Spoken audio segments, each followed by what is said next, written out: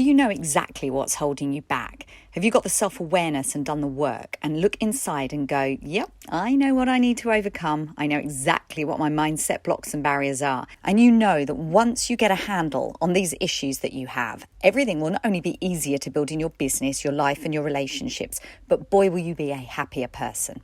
This is the topic of today's episode, and I'm going to dive into exactly what's holding me back and challenge you to do the same. So let's dive in.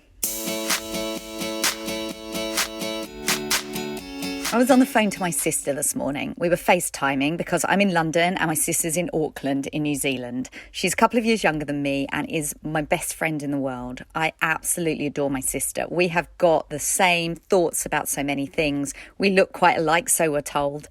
And I really don't like the fact that she lives so far away because I would love to see her in person all the time. But we still talk to each other all the time on FaceTime. And this morning we were talking about how to overcome the things that are holding us back and the work that we're doing to actually get there.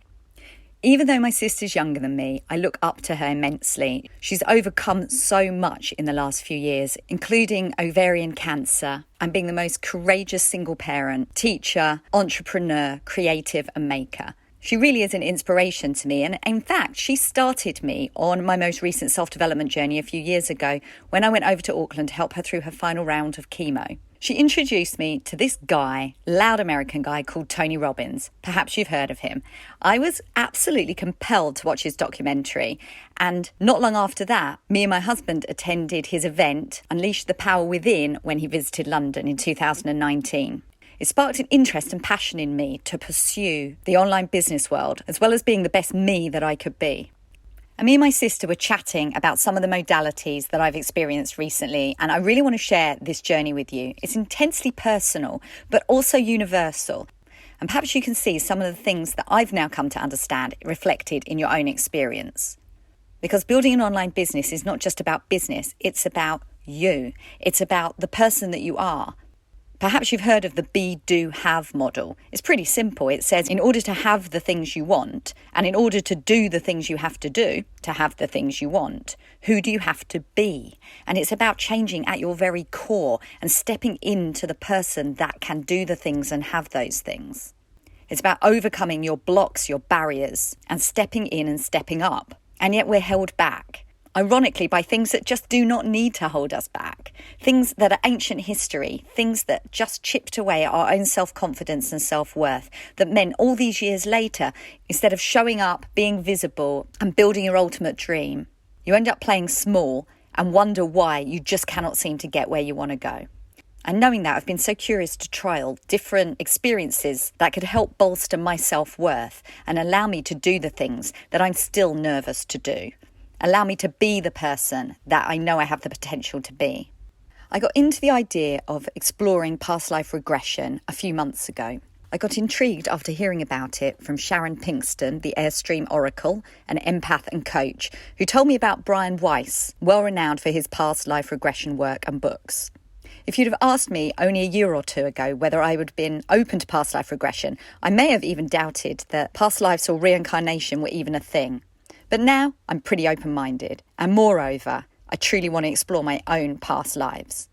So I downloaded a meditation by Brian Weiss and started to do some self-meditation in the woods, as I do most mornings, but using Brian Weiss's guided meditation for past life regression. At first, nothing at all was happening, but I was incredibly surprised, maybe it was the third time that I'd done this, that I was riding a horse that was galloping really fast. I was a male and I've had an injured leg that was bleeding, had sandy blonde coloured hair, and I was going really fast. I was wearing a uniform with like a navy blue woolen jacket, and as I looked around, it felt to me that the scenery was that of the Wild West in America. I knew that I was running away from something and I knew my leg was bleeding. I didn't get much more information, but at the end of the regression, he simply asked, what year was it? And 1891 popped into my mind. At first, I thought, this feels like the American Civil War, but I'm not much one for American history and I wasn't really sure what dates that would have been applicable to.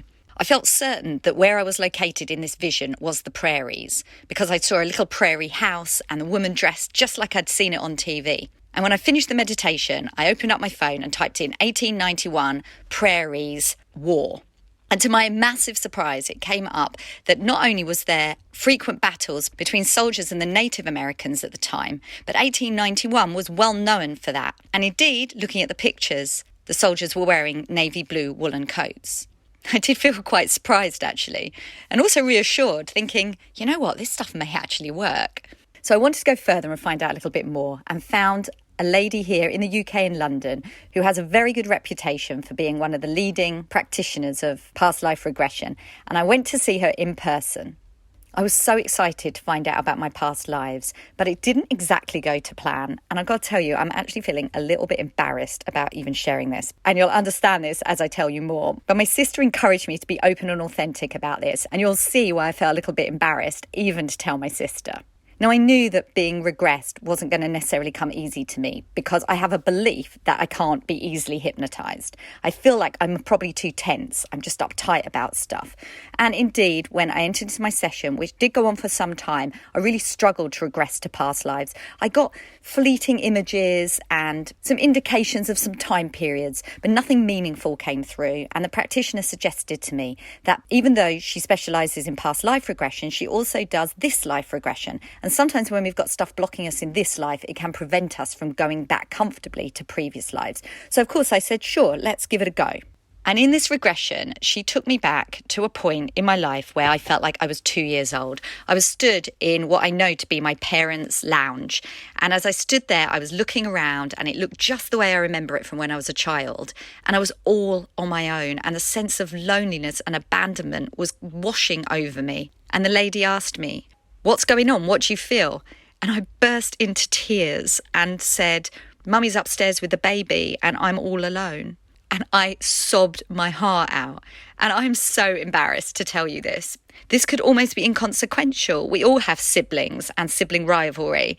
And my sister, I adore her, as I've just told you. She's like my best friend. And here I was at 46 years old, sobbing my heart out because when I was 2, my mum had another baby. But you know what? It was amazing because I realised in that moment that all of the feelings I have in my life of having to do everything myself, of feeling unsupported and feeling like only I can do things as well as I can do them, of feeling like I can't necessarily trust other people to do it the way I need it to be done, to look after me, I have to look after myself, has been so pervasive for me through so many years. As this realisation sunk in, I've come to the understanding that sometimes really small, tiny things, as my sister calls them, butterfly wings, can literally ripple through the years and through time and space to cause these blocks and barriers that really never needed to be there, but you've carried with you. I'm a big believer as well in synchronicities and how things happen for a reason. And I'm telling you, it was probably only a week later than that, I joined an inner child breathwork session and literally was taken right back to that moment, that vision of me being 2 years old and stood there all alone looking around the lounge,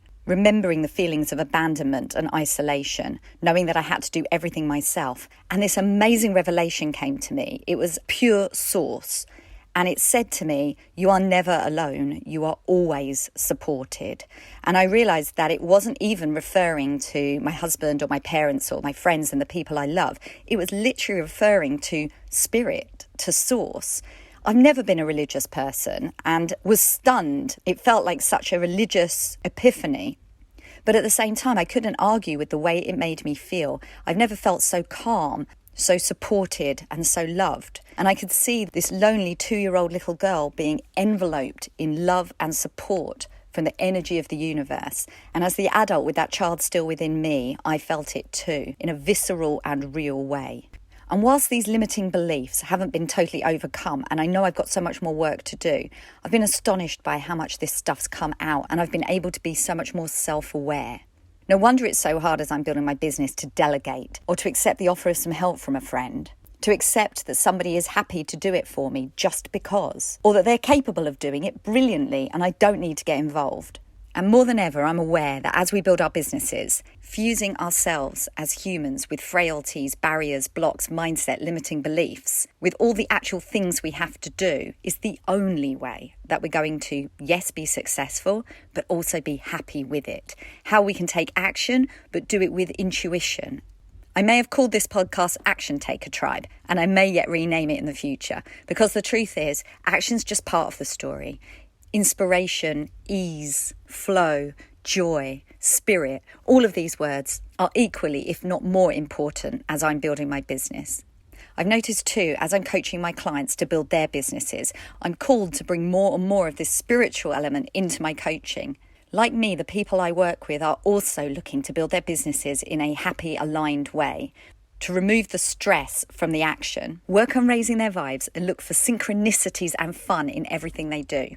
I truly feel like I am finally stepping into my purpose, and I hope that you are too.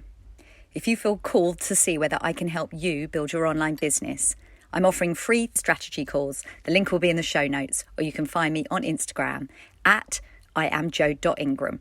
Have an inspired action week. Take care. Bye now.